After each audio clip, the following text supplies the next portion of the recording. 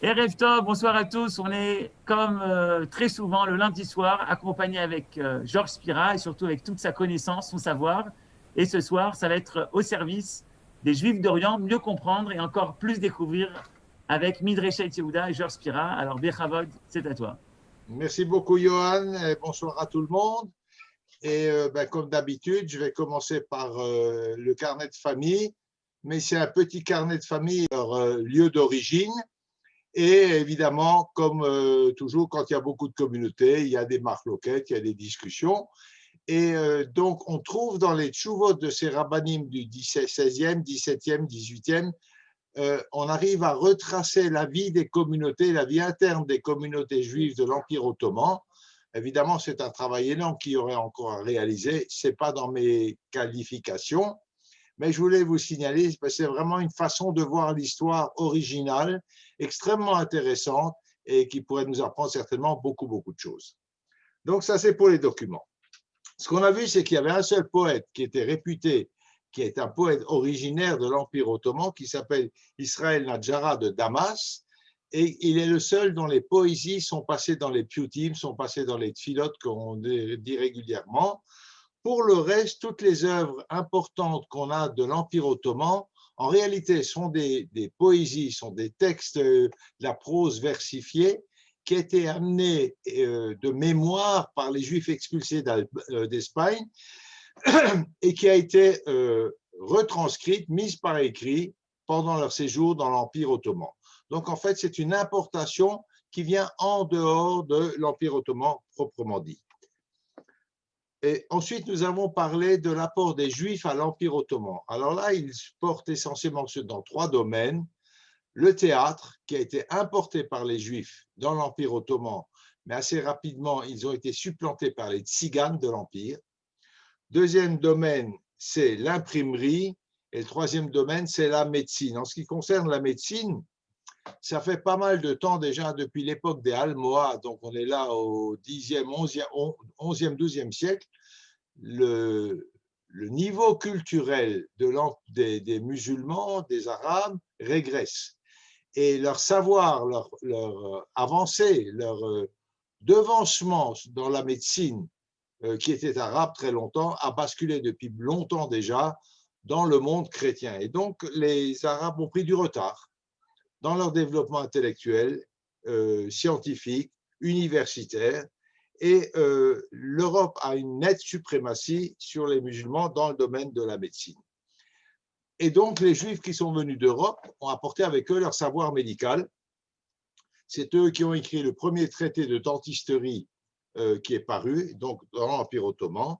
Et ces médecins, évidemment, vu leur savoir par rapport aux médecins arabes, sont les médecins privilégiés des cadis, des sultans, des beys, enfin de toutes les personnalités haut placées, parce qu'ils sont mieux soignés par des juifs. Ce qui vaut d'ailleurs à ces médecins juifs d'avoir également de très hautes fonctions politiques ou économiques. Et on a par exemple, je vous avais cité Giacomo de Gaète, médecin de Mehmet le Conquérant, nous sommes là au milieu du XVe siècle, qui deviendra ensuite, pour arriver à des fonctions suprêmes, il va se convertir à l'islam, c'est le seul moyen d'y accéder, et s'appellera Yacoub Pacha. À son décès, deux familles le pleureront, une famille juive et une famille musulmane. Les Juifs ont également pas mal d'influence dans les affaires étrangères pour la bonne raison qu'ils sont polyglottes, ils connaissent la mentalité européenne et par conséquent, ils facilitent les échanges commerciaux internationaux entre l'Empire ottoman et le monde européen. Plus tard, au XVIIe siècle, les Juifs seront supplantés comme médecins par les Grecs et ils perdront nettement de leur influence. On reviendra là-dessus tout à l'heure. Ils introduisent le théâtre, ça je vous l'ai dit, et ils ont introduit également dans l'Empire ottoman l'imprimerie. Alors ça c'est intéressant parce que dès la fin du XVe siècle, les Juifs installent les premières presses à imprimer dans l'Empire ottoman, sachant qu'ils n'ont le droit d'imprimer des livres qu'en hébreu ou en latin. Parce qu'imprimer en arabe, c'est une langue kodesh, une langue sainte pour les musulmans, et donc on n'a pas le droit d'imprimer l'arabe entre les mains, surtout pas entre les mains d'un dhimmi. Ça, c'est la version officielle. La version officieuse étant que les scribes et les calligraphes arabes qui ont eu une écriture magnifique se sont battus pour conserver leurs prérogatives et leur gagne-pain, qui était de calligraphier des pages et des pages de Coran. Et donc, on a interdit l'impression de livres avec des machines à imprimer en arabe. L'imprimerie ne sera introduite en arabe dans l'Empire ottoman qu'au XVIIIe siècle, donc extrêmement tard, ce qui explique d'ailleurs aussi tous les retards de développement intellectuel du monde musulman par rapport au monde occidental.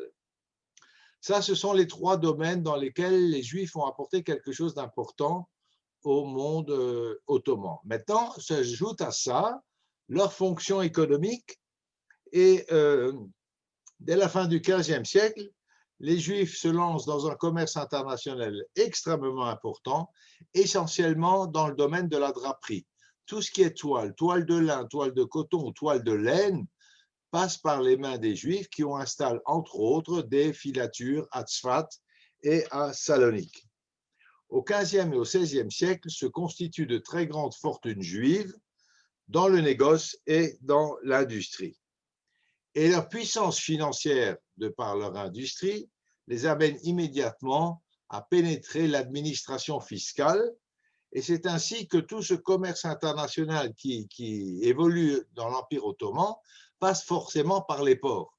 Eh bien, les ports sont tenus par des familles juives, depuis le portefeuille qui porte les ballots de laine jusqu'au directeur des douanes qui dirige l'entière administration du port.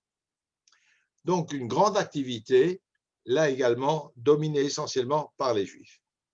Et puis plus tard, l'économie va être en baisse. Il y a des crises économiques, on en a une aujourd'hui, mais ça existait dans le temps également.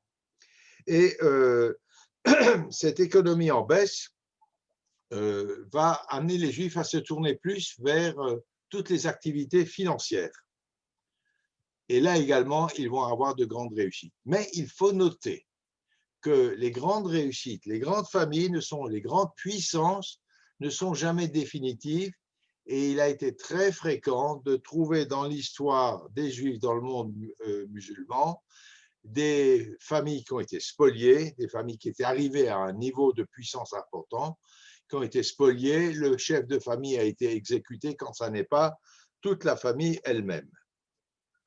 Le dernier point dont nous avions parlé la dernière fois, c'est la relation des Juifs avec les janissaires. Donc les janissaires, vous avez expliqué, c'est une espèce d'armée particulière qui assure la sécurité du sultan, qui a existé de 1326 à 1826, et donc 5 siècles d'existence. Les janissaires sont les mamelouks chrétiens, c'est-à-dire les mamelouks chrétiens, c'est-à-dire des enfants chrétiens qui sont volés dans des familles chrétiennes dans les terres conquises par l'Empire ottoman, ramenés en Turquie, convertis évidemment à l'islam et deviendront une garde rapprochée pour le sultan. Des gens qui ont énormément d'avantages et qui sont gérés par une espèce, on va dire, une espèce de manager, un intendant, qu'on appelle le Hochak Bazikarni. Et ce monsieur, qui en fait n'est pas un monsieur, mais ce sont des familles entières, dans la plupart des cas, ce sont des familles juives qui assurent l'intendance des janissaires, c'est-à-dire la fourniture de draps, la fourniture de l'alimentation, la fourniture des armes, la fourniture des chevaux. Tout ce qu'ils peuvent avoir besoin passe par une famille qui a ce privilège. Et dans les grands centres où sont installés les janissaires, essentiellement Istanbul et Salonique, mais également dans des communautés plus petites. Et cette relation va durer 5 siècles jusqu'à la disparition des janissaires. Autre fonction encore des Juifs qui ont atteint un certain statut, c'est celle d'homme d'affaires du pacha ou du cadi. Alors le cadi, c'est le gouverneur d'une région, et lorsqu'un cadi est envoyé dans une région pour la gouverner, reçoit une nouvelle attribution, en général, il emmène son homme d'affaires juif, et avec l'homme d'affaires suit la famille, les enfants, toute la famille, et le déplacement de ces hommes d'affaires va grossir et renforcer les communautés où s'installe le cadi. Et c'est ainsi que des communautés vont se développer, comme à Damas, au Caire et à Bagdad. Elles existaient déjà et seront renforcées par l'arrivée du cadi. Je vous ai donné un exemple de famille de cadi, parce que c'est un nom qui est très connu en France, c'est les Faris de Bagdad, qui étaient une famille de conseillers du cadi et qui l'ont suivi dans toutes ses pérégrinations. Le dernier domaine dans lequel les Juifs apportent beaucoup à l'Empire ottoman, curieusement, c'est le domaine des armes. Et en fait, ils ont une formidable technologie pour la fabrication d'arbalètes, mais également pour la fabrication d'obusiers, de poudre à canon, etc. Et à tel point qu'on a des textes de chrétiens, notamment d'Espagne, qui regrettent d'avoir laissé partir les Juifs vers l'Empire ottoman, notre ennemi héréditaire, puisqu'il s'agit de musulmans. On aurait mieux fait de les garder chez nous et qu'ils nous apportent leur savoir-faire ou qu'ils le maintiennent. On en était à peu près là et on avait commencé à parler, juste vous le rappeler, de la perception qu'ont les Juifs des Ottomans. Alors, en général, les Juifs ont toujours eu un jugement très favorable à l'égard des Turcs, surtout si on compare leur situation dans l'Empire ottoman par rapport à leur situation dans les empires chrétiens. Et effectivement, leur situation est nettement préférable en terre ottomane. Et je vous avais lu la lettre d'un juif français né en Allemagne, qu'on appelle la lettre d'Andrinople, qui date du milieu du XVe siècle, et où ce juif pousse les Juifs européens à émigrer vers l'Empire ottoman, cette terre de liberté. Voilà. Quelques années plus tard, on en était là et je continue. Ça va jusque-là, tout est bon? Ben, vous ne pouvez pas répondre, donc il n'y a pas de problème. Quelques années plus tard, on a un voyageur espagnol qui traverse la Turquie et qui écrit la chose suivante. Il y a à Constantinople beaucoup de descendants de ces Juifs. Excusez-moi, c'est ce que je vous les ai dit.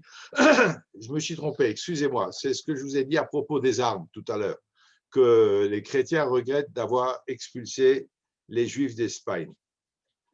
Non, dans l'esprit de la lettre d'Andrinople, je voudrais vous dire ce que dit Samuel Houskay, qui est un juif, et qui a écrit un livre qui s'appelle « Consolation » au pluriel, aux tribulations d'Israël. Ce livre a été écrit un siècle plus tard, donc au milieu du XVIe siècle, vers 1550-1580, par Samuel Houskay, un juif portugais, et il écrit dans son livre que pour lui, il y a deux types de consolation.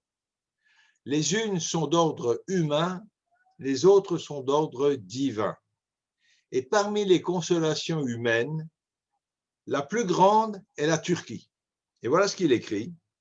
Cette large et vaste mer que Dieu a ouverte avec son bâton de miséricorde, comme autrefois la mer Rouge, ici les portes de la liberté restent toujours grandes ouvertes pour les Juifs. Donc nous sommes là, vers 1550-1580, on a des éloges extraordinaires de l'Empire ottoman, qui est une terre de refuge pour les Juifs du monde entier. Et de fait, c'est vrai, les Juifs ont échappé aux persécutions en se réfugiant en Turquie, notamment, on en a déjà parlé, des Juifs de Hongrie, des Juifs de Pologne, des Juifs d'Allemagne, et évidemment, après l'expulsion des Juifs d'Espagne, les Juifs d'Espagne. Et certains de ces Juifs qui se sont réfugiés dans l'Empire ottoman ont atteint un degré d'ascension sociale absolument effarant, comme par exemple quelqu'un que vous connaissez bien, mais dont je vous raconterai l'histoire bien en détail plus tard, Dona Gracia Mendes et son cousin ou son neveu, on ne sait pas exactement quelles étaient les relations, qui s'appelle João Miquès, mieux connu sous le nom de Joseph Nassi, duc de Naxos. Ils ont atteint un niveau d'entre-gens, d'influence, de puissance financière économique et intellectuel absolument insoupçonnable. Ils ont créé une banque, ils fondent une banque, ils fondent une société internationale de commerce avec un rôle extrêmement important dans l'Empire ottoman pendant la deuxième moitié du XVIe siècle. Et si je m'appesantis là-dessus, ne croyez pas que tous les Juifs étaient riches, loin de là. Mais la présence de ces familles puissantes, fortunées, a assuré la sécurité du reste de la communauté. Ce qui est très intéressant là-dedans, c'est de comprendre que les Juifs, mais même fortunés, et on dit bien dans la Gemara que la fortune est une épreuve, ont une totale conscience de leur responsabilité à l'égard de la communauté juive en général. Et donc, ils se servent de leur puissance financière, de leur puissance politique, de leur capacité d'influence, de leurs relations de toutes sortes pour protéger la communauté juive qui, elle, est loin d'être une communauté très riche. On a quelques individus qui portent sur leurs épaules, par leur puissance, toute la sécurité du peuple juif dans l'Empire ottoman. Et c'est tellement vrai que leur influence a clairement disposé les sultans à protéger les Juifs de l'Empire et également les Juifs turcs installés à l'étranger. Et on a une histoire qui se passe en 1556 à Ancône. Alors, ce port est un très grand centre de commerce avec le Levant précisément, et Ancône fait partie des États pontificaux. Et se trouve à Ancône énormément de maranes qui ont fui, nous sommes en 1556, donc une cinquantaine d'années après l'expulsion d'Espagne, qui ont fui l'Espagne et naturellement sont revenus à leur religion d'origine. Et puis voilà qu'il y a un nouveau pape se lève, comme en Égypte dans le temps un nouveau pharaon s'est levé, qui s'appelle Paul IV, et qui réorganise entièrement l'Inquisition parce qu'il trouve que l'attitude des maranes est intolérable. Ils reviennent à leur judaïsme d'origine, c'est inacceptable pour l'Église. Donc, il fait arrêter massivement les Juifs d'Ancône, il confisque leurs biens et promet la mort à tous ceux qui ne reviendront pas spontanément au christianisme. Et c'est là, justement, que les Juifs de Turquie vont intervenir auprès du sultan, Suleiman, et Suleiman menace le pape, menace Ancône, et obtient la grâce de tous les Juifs turcs d'origine, turcs uniquement, mais d'obtenir leur grâce et la restitution de leurs biens. Les autres Juifs qui n'ont jamais vécu en Turquie ont toujours la même menace. Ceux qui sont revenus au christianisme s'en sont sortis, les autres ont péri sur le bûcher. Mais vous voyez la puissance de cette protection. D'ailleurs, quand je vous raconterai l'histoire de Donna Grazia Nassi, elle était dans les prisons de Venise comme apostat, comme renégate, puisqu'elle est revenue au judaïsme. Et c'est les menaces de la Turquie d'envahir Venise qui l'ont fait libérer. Et après, elle est partie en Turquie. C'est toute une histoire qu'on verra plus tard.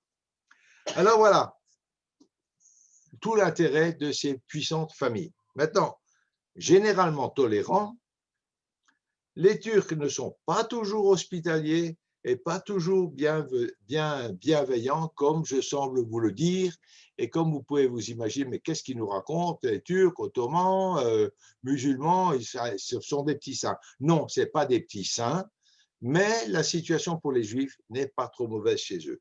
Et nous avons des documents de la fin du XVIe siècle, du XVIIe et du XVIIIe siècle, qui montrent la population ottomane et les oulémas, qui sont les chefs religieux des Ottomans, irrités par la liberté excessive qu'on accorde aux communautés juives. Et on a de temps à autre un sultan qui estime qu'il faut réaffirmer un petit peu, rappeler les règles de dimitude aux Juifs et les contraintes du dhimmi. Et c'est comme ça qu'on trouve des décrets qui rappellent les obligations et les devoirs du dhimmi, et parfois on ordonne la démolition d'une synagogue qui aurait été construite sans permis. Alors imaginez-vous quand même, réfléchissez bien, Dans un pays où nous sommes en situation de dhimmi, les Juifs se permettent de construire des synagogues sans permis, c'est dire que l'application de ce statut était très laxiste à de très, très nombreuses périodes. Et puis, de temps à autre, bon, ben, on trouve une choule qu'on détruit, nous l'avons d'ailleurs déjà vu. Alors, les restrictions sont appliquées de façon relativement modérée à Istanbul et de façon intermittente, c'est-à-dire de temps à autre, bon, il y a une petite crise de nerveuse qui fait qu'on réapplique un peu le statut de dhimmi, puis ça se tasse assez rapidement. Un voyageur anglais écrit d'Istanbul le 30 mars 1600. On se rapproche de la période plus contemporaine. On proclame dans la ville que dorénavant, les Juifs et les Grecs n'ont pas le droit de porter de vêtements de belle étoffe. Mais j'ai l'impression que cet interdit ne sera pas observé très longtemps. Donc, voilà un étranger qui vient, qui comprend un petit peu la situation, et qui se dit, bon, c'est vrai, le statut de dhimmi, mais ça n'est pas très grave. 1600. Un siècle plus tard, c'est pas beaucoup un siècle, la situation change radicalement. Tout est bouleversé et nous allons en voir les raisons. On a un voyageur français qui nous écrit la chose suivante. Les sujets chrétiens ou juifs, puisque le statut de dhimmi, je vous rappelle, concerne tout ce qui n'est pas musulman. Les sujets chrétiens ou juifs du grand seigneur portent des babouches rouges, violettes ou noires. Cet édit est si bien établi et obéi qu'il suffit de regarder les pieds et la tête d'un homme pour connaître sa religion. Donc, nous apprenons par ce petit mot que ce principe du dhimmi qui doit porter des signes distinctifs est maintenant appliqué dans toute sa rigueur, puisqu'il nous permet de reconnaître spontanément dans la rue les gens qui ne sont pas musulmans. Alors, ces vagues d'hostilité contre les dhimmis surviennent dans des occurrences très, très précises.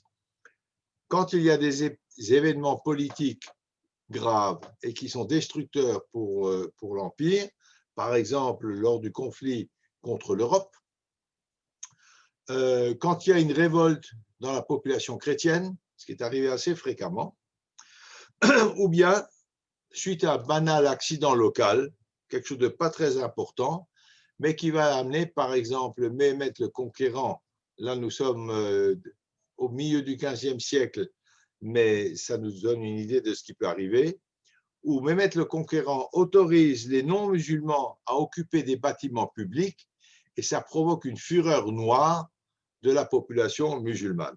Et du coup, il est obligé de prendre quelques mesures coercitives, mais ça ne va pas très loin.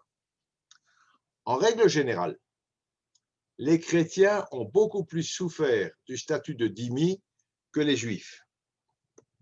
Ils ont beaucoup plus souffert de ces débordements en termes de vie, en termes de blessures, en termes de spoliation.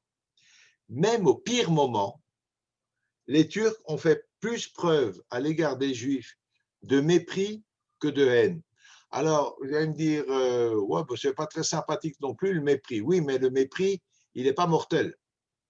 Le mépris, il est blessant, il est vexant, il nous diminue, mais il n'est pas mortel. La haine tue.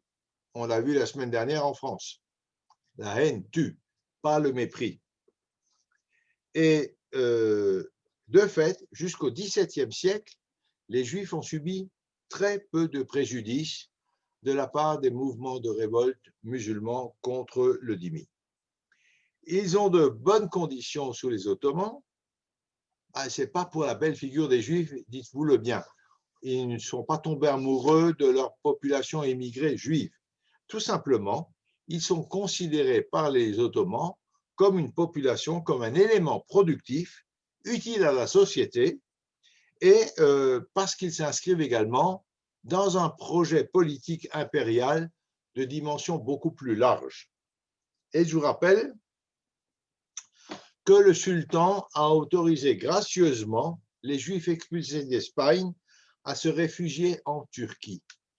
Alors, gracieusement, c'est sympathique comme terme, mais c'est peut-être pas tout à fait exact.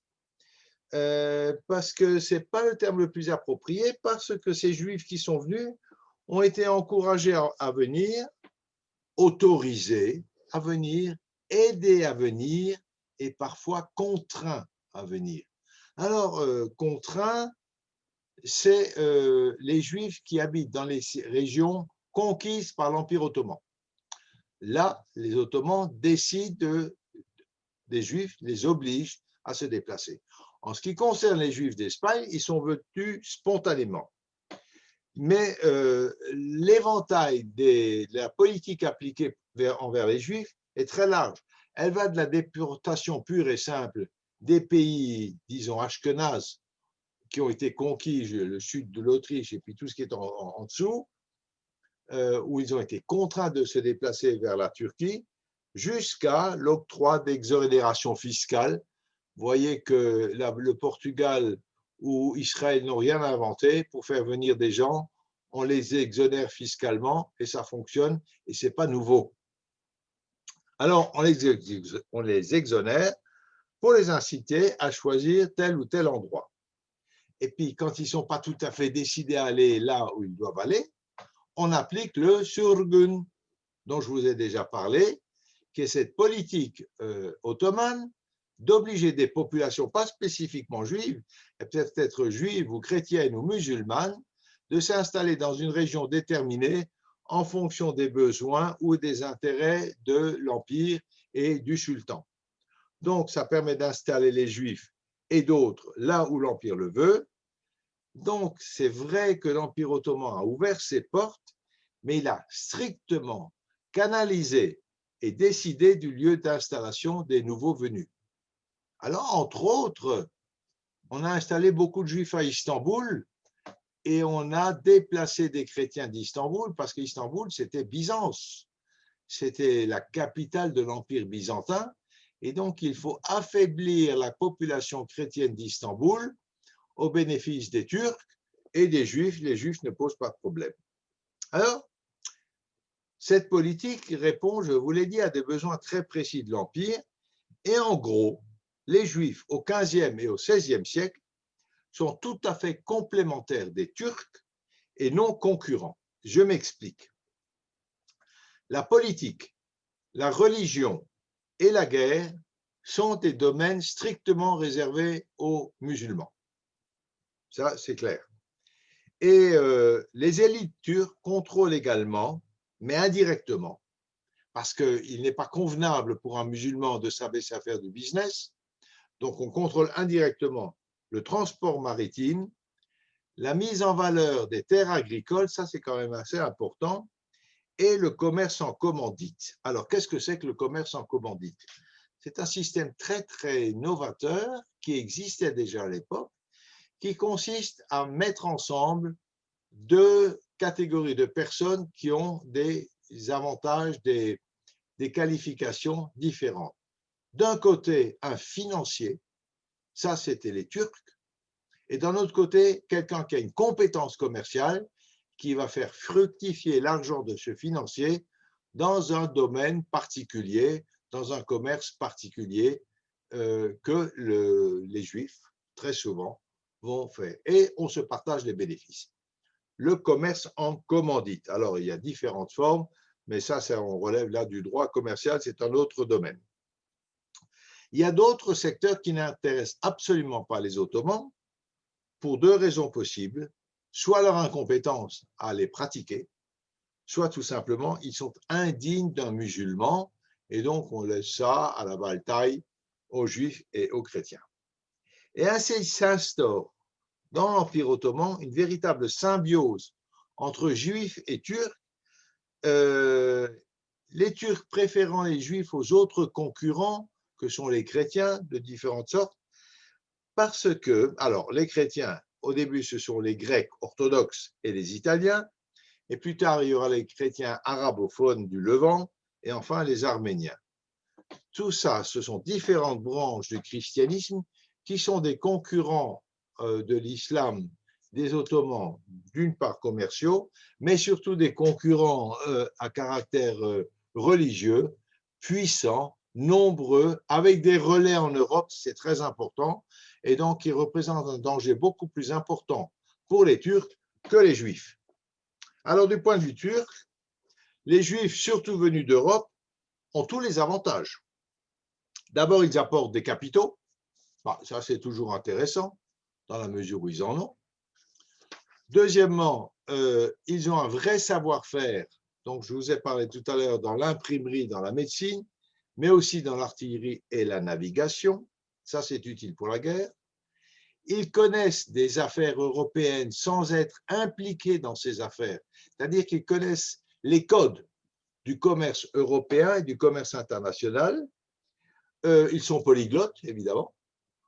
Ils sont des conseillers tout à fait efficaces pour les relations de l'Empire ottoman avec les puissances occidentales. Ils créent des richesses dont profite l'État par le truchement des impôts. Et surtout, les Ottomans n'ont rien à craindre des Juifs, rien à suspecter des Juifs en termes de trahison ou de sympathie envers l'Occident chrétien, qui est infiniment plus violent et qu'ils ont fui pour se réfugier chez eux. Il est clair que les Juifs ne trahiront pas l'Empire ottoman au bénéfice des chrétiens et pour des raisons tout à fait évidentes. Voilà ce qu'écrit un capucin français en 1681. C'est la vision qu'il a de la condition des Juifs en Turquie et vue par un voyageur chrétien. Ils sont si adroits et industrieux qu'ils se rendent nécessaires à tout le monde. Il ne se trouvera pas une famille considérable entre les Turcs et les marchands étrangers où il n'y ait un Juif à son service, soit pour estimer les marchandises et en connaître la bonté, soit pour servir d'interprète ou pour donner avis sur tout ce qui se passe. Ils savent dire à point nommé et en détail tout ce qu'il y a dans la ville, chez qui chaque chose se trouve, sa qualité, sa quantité, si elle est à vendre ou à échanger, si bien qu'on ne peut prendre que d'eux les lumières pour le commerce. Les autres nationalités orientales comme les Grecs, les Arméniens, etc., n'ont pas ce talent et ne saura arriver à leur adresse, ce qui oblige les négociants à se servir d'eux, quelque aversion qu'on leur porte. Donc, ce capucin nous dit bien en détail toute la puissance, toute l'importance, tout le côté irremplaçable des Juifs dans l'Empire ottoman. 1681, 150 ans plus tard, 1854, nous rapporte un autre voyageur qui s'appelle Ubicini. C'est un auteur du 19e siècle qui nous montre à quel point la situation des Juifs s'est dégradée dans l'Empire ottoman. Écoutez bien parce qu'on change complètement de registre. Peu à peu, cependant, d'ailleurs c'est très intéressant ce que je vais vous lire là, parce que c'est applicable de nos jours et à nos enfants. Peu à peu, cependant, le goût de l'étude et des lettres se perdit parmi les Israélites de Turquie. Lorsque les Grecs, à leur exemple, commencèrent à étudier les langues de l'Europe, la crainte d'être supplantés par eux, au lieu de stimuler leur ardeur, les frappa d'une sorte d'apathie, et ils se virent dépossédés insensiblement de leur charge d'interprète et des autres fonctions lucratives qu'ils occupaient à la sublime porte et près des chancelleries. Plus tard, les emplois même subalternes qu'ils avaient conservés soit dans les douanes et les finances de l'Empire, soit dans les maisons des pachas, leur furent enlevés par les Arméniens, et tandis que les autres communautés chrétiennes et musulmanes se familiarisaient de plus en plus avec les idiomes et les connaissances de l'Europe, ils continuèrent à rester stationnaires et virent avec une indifférence apparente leurs richesses passer entre les mains de leurs rivaux.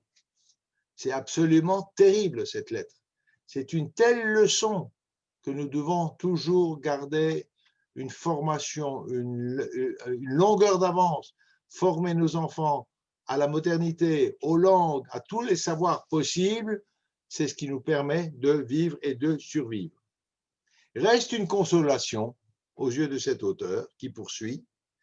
Cependant, si les Israélites ont dégénéré sous le rapport intellectuel, s'ils se sont placés par leur faute au dernier rang des nations sujettes de la porte c'est l'Empire, ils rachètent cette infériorité par des vertus économiques et morales qui les placent bien au-dessus des chrétiens. Nulle communauté n'est aussi bien administrée que la leur. On entend rarement dire qu'un juif est apostasié. Leurs mœurs sont sévères, jamais de scandale parmi eux, point d'abus même si ce ne sont ceux qu'engendre l'omnipotence absolue des rabbins. C'est pas moi qui le dis, hein.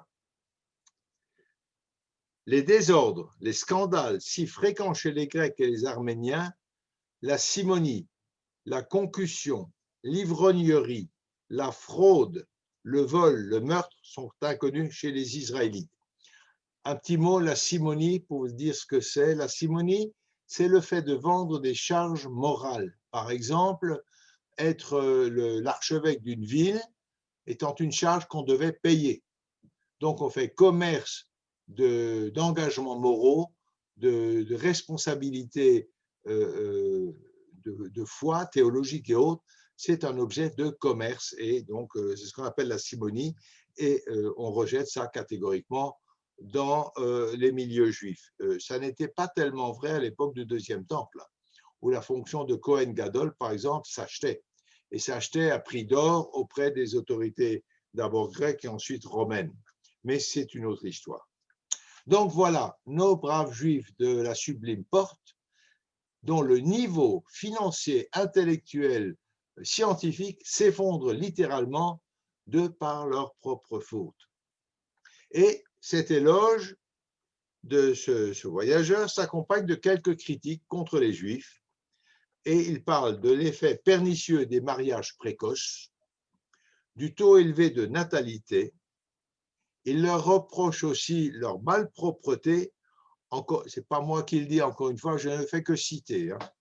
Encore pire que chez les Juifs des autres nations, la Pologne exceptée. Voilà. Ce témoignage d'Ubissini sur les conditions misérables des Juifs de l'Empire ottoman, sur le mépris dans lequel ils sont tenus, est confirmé par beaucoup d'autres témoignages de voyageurs au cours de la première moitié du XIXe siècle. Les Juifs sont passés entre le XVIe et le XIXe siècle de la splendeur à la déchéance. Alors, conséquence également du déclin intellectuel, militaire, politique, financier et dans tous les domaines de l'Empire ottoman lui-même et de l'ensemble d'ailleurs du monde musulman. Alors, ce monde musulman, il a commencé à se déliter. Vous savez qu'il y a une période d'or à l'époque de l'Espagne. Ce monde musulman a commencé à se déliter avec l'intégrisme des Almohades qui ont envahi l'Espagne. C'est vraiment très intéressant quand on compare la situation d'aujourd'hui, cette formidable régression par l'intégrisme religieux chez les musulmans, ailleurs aussi. Voilà. Et ça fait très longtemps que l'Empire se délite doucement. L'Empire ottoman avait résisté un peu plus longtemps, justement par sa politique de tolérance, d'ouverture et d'immigration, ce qui lui a permis de surnager par rapport aux autres pays musulmans. Mais là, le monde ottoman commence à se déliter. Alors, par rapport à ce monde ottoman qui se dégrade, le monde juif se dégrade de façon plus rapide et de façon plus profonde que celui des musulmans ou des autres minorités d'ailleurs aussi qui suivent le même mouvement. Alors, pour quelles raisons? Il y en a plusieurs. Premièrement, il y a une formidable montée d'intolérance qui est le corollaire du délitement de l'Empire. Ça, nous l'avons déjà vu, c'est la conséquence directe. Il y a une ségrégation, notamment dans le commerce international, nous le verrons tout à l'heure. Il y a un vrai repli sur soi. Ce que disait Ubissini, ils sont littéralement sidérés parce qu'ils leur arrivent et sont incapables de réaction. Et il y a, en règle générale, en gros, un appauvrissement économique et intellectuel. L'esprit d'ouverture et de tolérance des débuts de l'Empire ottoman, c'est ce que je viens de vous dire, lui a permis de survivre à ce déclin annoncé, mais ça y est, on y est, le déclin reprend, repart dans l'Empire ottoman. Alors en parallèle, ce déclin des Juifs est également suivi par le déclin du monde chrétien dans l'Empire ottoman, de la même façon. Mais au déclin des Juifs, il y a des causes très particulières, très spécifiques, et la première d'entre elles, c'est l'arrêt brutal de l'immigration européenne. On a vu plein de Juifs arriver, nous l'avons vu, de Hongrie, de Pologne, du monde ashkénaze et ensuite du monde séfarade. Ça y est, cette source d'immigration est tarie. Plus personne n'arrive, donc il n'y a pas de renouvellement. Et on a rompu les relations avec le monde occidental. On ne sait plus trop bien comment ça fonctionne.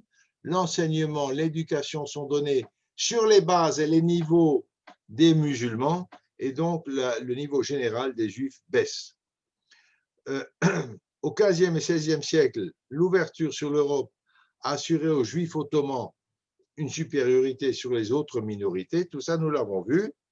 Mais voilà, avec la fin de l'immigration, les contacts se ralentissent et avec l'Occident et les Juifs n'apportent plus de compétences particulières. Donc, nous rejoignons ce que j'ai dit tout à l'heure au début. Ce n'est pas pour notre belle frimousse que les Ottomans nous ont gentiment reçus, c'est parce que nous avions un intérêt pour eux. À partir du moment où nous n'avons plus d'intérêt pour eux, ben, ils ne vont plus nous protéger et notre situation va évidemment se dégrader. Alors, les Juifs ottomans, on arrive là à des problèmes de linguistique. Ils parlent l'espagnol, mais ils l'écrivent en caractère hébraïque, en phonétique. Et ce judéo-espagnol est incompréhensible en terre chrétienne, ce qui nous donne des épisodes absolument délirants, où on a au début du XVIIIe siècle un Juif qui soumet une requête commerciale au consul anglais d'Alep, et sa requête est rédigée en judéo-espagnol, écrit en caractère hébraïque, comme s'il pensait que le consul avait un traducteur à disposition. Alors, le fait qu'un marchand juif au XIXe siècle, XVIIe, pardon, soit incapable de s'adresser à un Anglais dans une langue européenne, alors que c'était leur force d'être polyglotte, ou au moins dans une écriture que ce consul puisse lire, montre le fossé qui s'est creusé en un siècle entre les Juifs ottomans et l'Occident. On n'est plus en phase, on n'apporte plus aucune compétence à l'Empire ottoman dans ces échanges internationaux. Et cette connaissance des langues étrangères, encore un domaine extrêmement important pour nos enfants, d'apprendre des langues, c'est un formidable passeport dans le monde entier. C'était un atout très important pour toutes les minorités de l'Empire ottoman. Manque de chance, les Juifs vont perdre cet atout. Pire, c'est qu'à ce déclin des communautés juives, même si globalement les autres minorités vont décliner aussi, mais par rapport aux Juifs, l'écart se creuse. Elles vont plutôt se développer, ces autres communautés, sur la base des quelques choses qu'elles ont appris, notamment à leurs enfants. Ils ont acquis les talents que les Juifs ont perdus. Et les Ottomans, ils ont besoin de gens qui ont des contacts avec l'Occident. Alors, au début, c'est l'immigration qui permet ces contacts, surtout avec les Juifs.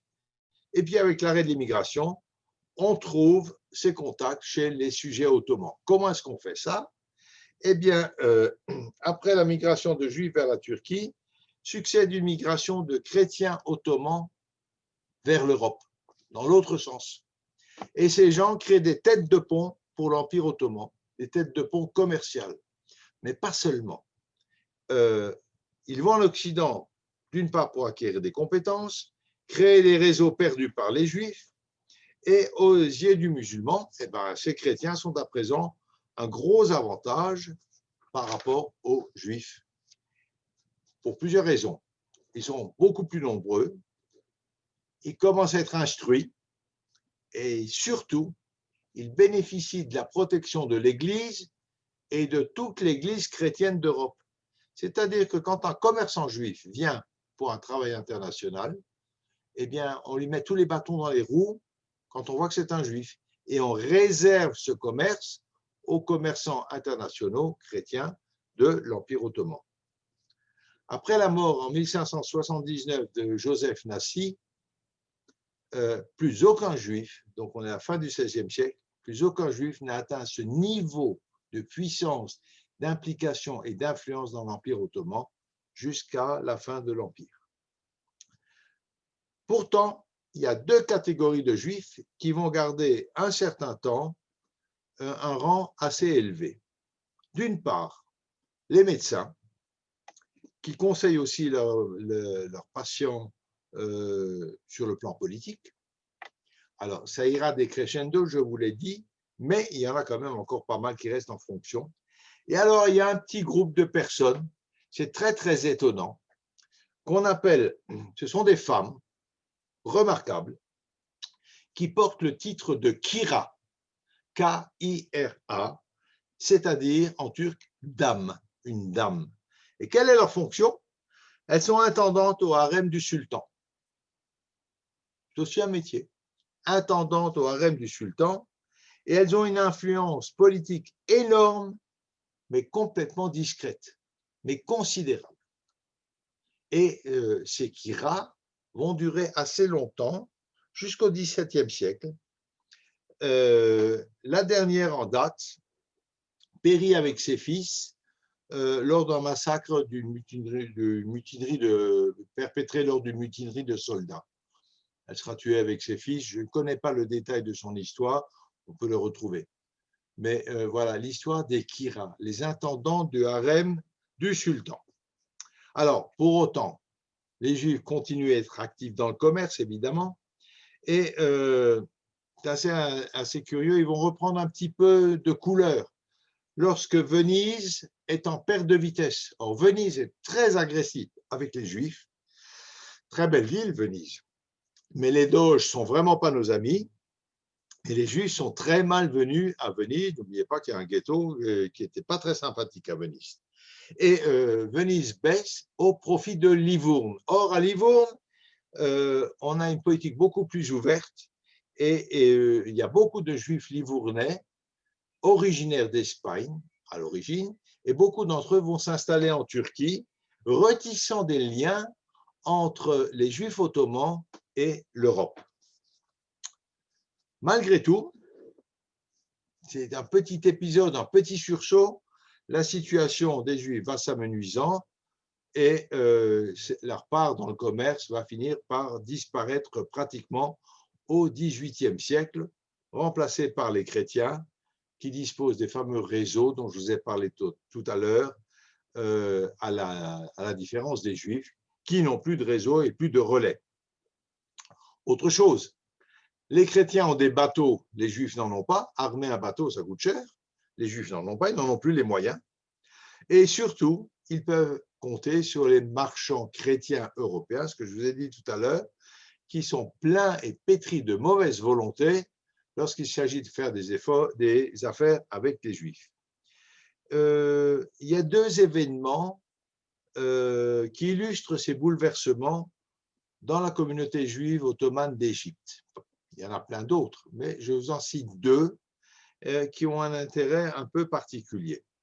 En 1697, fin du XVIIe siècle, un juif d'Alexandrie qui s'appelle Yassif al-Yahoudi pour les Arabes, dans les documents européens, il s'appelle Léon Zafir, est convoqué à Istanbul. Il est directeur des douanes, donc un poste extrêmement important dans l'administration ottomane.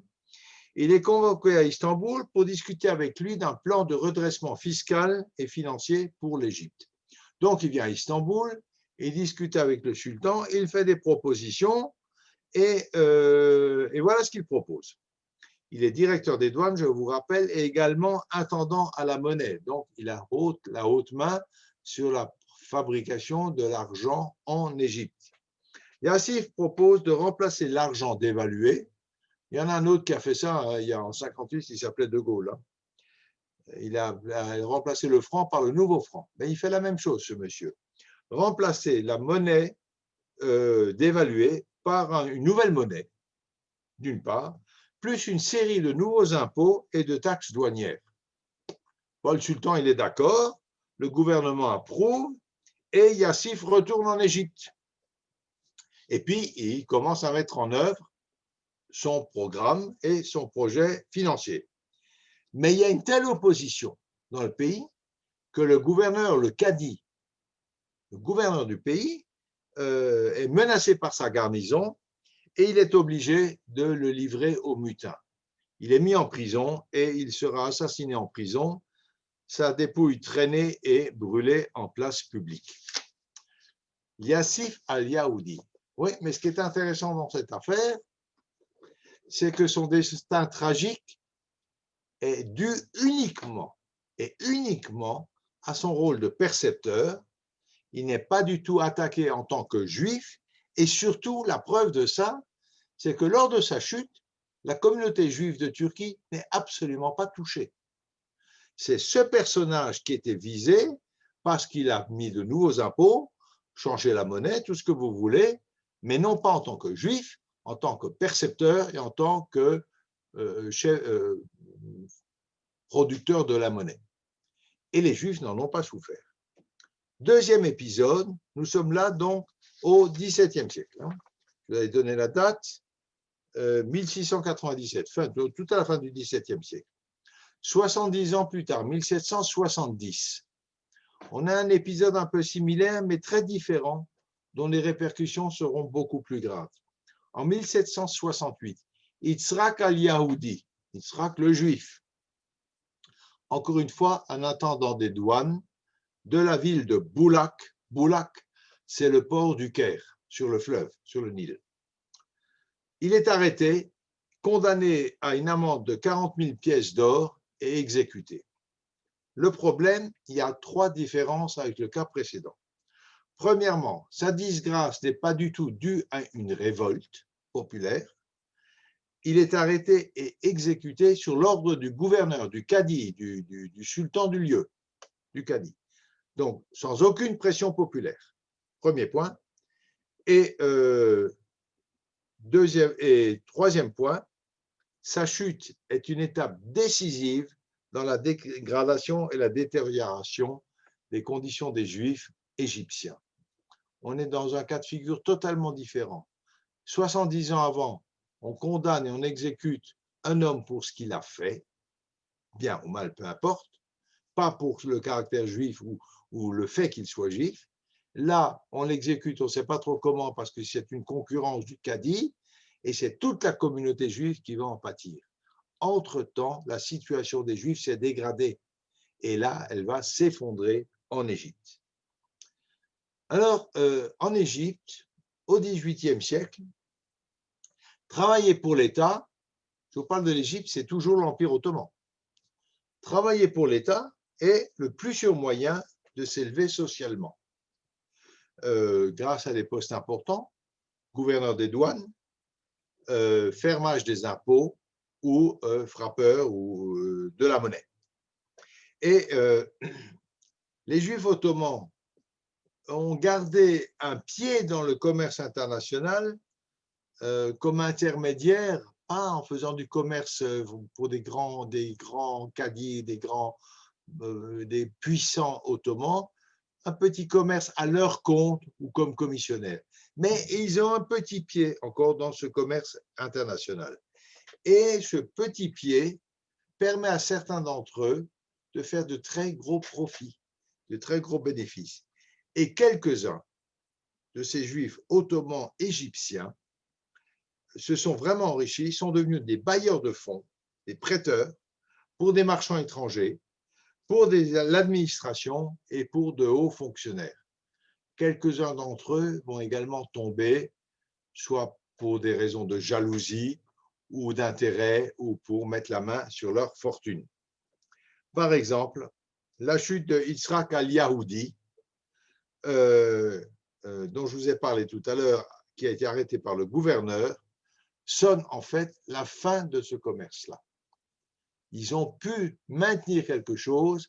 Et là, 1780 à peu près, c'est la fin de ces commerçants enrichis d'Égypte. Et on va avoir une communauté juive égyptienne effondrée jusqu'à une période beaucoup plus contemporaine, à l'époque des Anglais, etc. Mais ça, c'est pour un petit peu plus tard.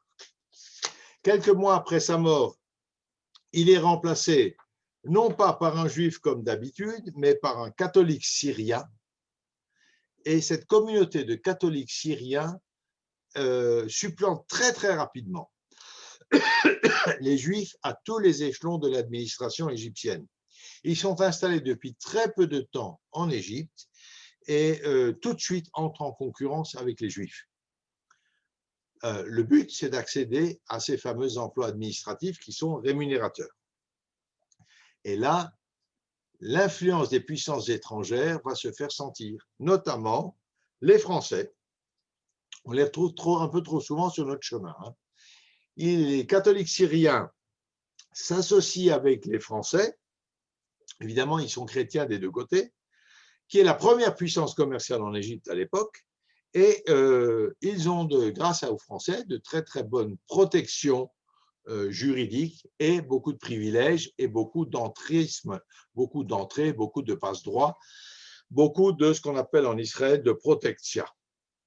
Alors cette mise à l'écart de cette communauté juive, évidemment, lui porte un rude coup, elle s'effondre, et le consul de France à Alexandrie note que la perte des douanes a complètement ruiné la nation juive. Perte des douanes qui est passée entre les mains des chrétiens syriens. Du coup, le poste de troisième dogman auprès du consul de France, dogman est un interprète qui était toujours attribué à un juif, passe maintenant à un chrétien syrien, ce qui démontre encore une fois, s'il était possible, la perte d'influence des Juifs en Égypte. Voilà, je vais vous faire encore. Je voulais arriver un tout petit peu plus loin, mais j'y arrive pas tout à fait. Je fais encore un petit bout, si vous permettez. Voilà. Alors, on va retrouver le même processus dans d'autres provinces de l'Empire, où les chrétiens, aidés par les chrétiens européens, remplacent peu à peu les Juifs. Par exemple, la Compagnie anglaise du Levant n'emploie plus de Juifs, ni au siège, ni dans ses comptoirs, ni dans ses bureaux de douane. Exit les Juifs, une compagnie anglaise, là, pas d'une compagnie française. En général, les Juifs travaillaient pour l'administration ottomane, alors que les chrétiens travaillent pour des sociétés étrangères. Donc, c'est un peu différent. Les chrétiens ont ces relations avec les sociétés occidentales et chrétiennes, alors que les Juifs travaillent pour l'administration. Le déclin des Juifs et la montée en puissance des chrétiens reflètent exactement le renversement du rapport de force qui est en train de s'opérer dans l'Empire ottoman.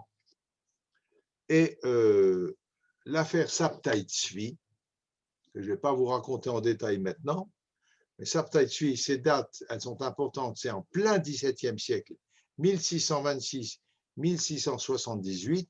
Nous reviendrons évidemment sur ce personnage. L'affaire de Sabtai Tzvi peut expliquer, partiellement en tout cas, l'inertie, la sidération de la communauté juive ottomane lorsque commence à se dégrader sa situation et où ils perdent toute influence. Ils sont sidérés parce qu'il y a tout un espoir que leur avait amené Sabtai Tzvi qui s'effondre dans cet empire ottoman. Sa fin est lamentable, vous le savez, il avait suscité tellement d'espoir, il a totalement déstabilisé les communautés juives ottomanes et également beaucoup de communautés juives polonaises ou d'Europe orientale. Et la grande chance qu'on a eue, c'est l'avènement du Baal Shem Tov qui a réussi à rattraper les dégâts de Sabtai Tzvi. Mais c'est une autre affaire. À la fin de sa vie, il se convertit à l'islam et termine sa vie à la cour du sultan comme fonctionnaire subalterne. Il y a un certain nombre de ses disciples qui se sont convertis à l'islam également, conservant en secret leur foi et leur rite juif traditionnel. Ce groupe existe encore aujourd'hui. Il y a encore des descendants, on les appelle les Dönme. Je vous en parlerai quand on parlera plus à fond de la Turquie, les Dönme, dont on a encore un certain nombre de représentants aujourd'hui. Alors évidemment, cette affaire a des conséquences désastreuses pour les communautés juives de l'Empire pour deux raisons. Elle provoque d'une part un découragement proche du désespoir et elle entraîne un renforcement sans précédent. C'est pas moi qui le dis, c'est John Lewis, du pouvoir des rabbins. Alors pourquoi c'est tellement dangereux? Parce qu'ils ont une formidable autorité sur toute la communauté et qu'ils n'ont aucun pouvoir à exercer auprès des autorités musulmanes, auprès des autorités ottomanes. Ils n'ont pas l'organisation des églises chrétiennes et ils n'ont aucune capacité de protection de leur communauté qu'ils dirigent d'une main de fer auprès des autorités ottomanes. Donc c'est assez catastrophique parce que les gens sont tenus par les instructions de leurs rabbins qui d'un autre côté sont incapables de les aider en rien. Et du coup, l'attitude des Turcs devient de plus en plus hostile aux Juifs et aux dhimmis en général. On ne fait plus preuve de tolérance. Le fanatisme religieux s'accompagne automatiquement d'une détérioration des conditions de tous les dhimmis. Toutefois, je vais arriver quand même au bout de mon truc parce que ce n'est pas très long maintenant. Toutefois, il y a peu de persécutions des Juifs. Il y a eu des persécutions, il y a eu quelques morts, il y a eu quelques blessés. C'est très, très peu, notamment quand on compare à la situation en Europe chrétienne. Et toutes les attaques contre les Juifs ont été systématiquement effectuées à l'instigation des chrétiens qui sont en concurrence avec les Juifs et non des musulmans. Et ce qui est intéressant là, c'est qu'il peut y avoir des protestations, on va rouspéter dans la rue. Mais quand il s'agit vraiment de violence, c'est systématiquement les chrétiens qui sont à l'origine de ces violences à l'égard des Juifs. Apparaissent à ce moment-là, mais ça a déjà apparu avant, des accusations de meurtre rituel. La première étant apparue à l'époque de Mehmet le Conquérant, c'est donc déjà assez ancien, milieu du XVe siècle, sous l'instigation des chrétiens byzantins. Et il avait été alarmé de ces accusations et avait promulgué, vous l'avez raconté, il avait promulgué un firman exigeant que ces affaires d'accusation de meurtre rituel soient systématiquement jugées devant le divan impérial, c'est-à-dire le tribunal impérial, où les juges moins bigots que les tribunaux régionaux seront plus objectifs à l'égard des Juifs que les juges locaux. Sous le règne de Soliman le Magnifique, on est un peu plus tard, au milieu du XVIe siècle, 1520-1566, on assiste à un retour de ces accusations qui sont toujours à l'origine, promulguées à l'origine par des chrétiens byzantins, pas seulement byzantins, et Soliman le Magnifique réitère ce firman de protection pour les Juifs. Au XVIe, au XVIIe siècle, on est obligé de renouveler cet engagement de faire juger les Juifs devant un tribunal neutre, et ce qui est le moyen, évidemment, de les sauver. Mais c'est au XIXe siècle, là on est dans une époque beaucoup plus proche, que ces accusations vont se multiplier, vont constituer une véritable menace pour l'Empire ottoman. L'origine en est européenne et chrétienne exclusivement, et il ne fait aucun doute que ces accusations ont provoqué une chute encore plus grave du judaïsme de l'Empire ottoman. Voilà. Alors là, ce coup-ci, on va s'arrêter. Et la prochaine fois, nous allons parler de deux autres pays survolés, toujours dans le cadre de ces généralités, mais il faut en parler, c'est l'Iran et le Maroc, qui sont des pays qui ont une histoire tout à fait différente et infiniment plus violente à l'égard de la communauté juive. Voilà, je vous remercie beaucoup. Et puis, si vous avez des questions auxquelles je sache répondre, bevakasha. Juste, Merci bien. je peux juste intervenir. Bien sûr. Genre, concernant la communauté livournaise. Donc, tu l'as appelée communauté d'origine espagnole. Alors, ce qui est intéressant, c'est qu'il y avait aussi, je pense, des communautés d'origine portugaise, puisque les Juifs livournais de Tunisie s'appelaient communauté portugaise. Ah oui, d'accord. Voilà. Merci pour le tuyau. Voilà. Merci. Très intéressant. Bonjour Gérard. Bonjour, Madame Karine. Comment elle va, Madame Spira? C'est pas à vous que je veux dire bonjour, c'est à Monsieur Soufir que je veux dire bonjour. Sophie. Alors, C'est Gérard. Monsieur Soufir.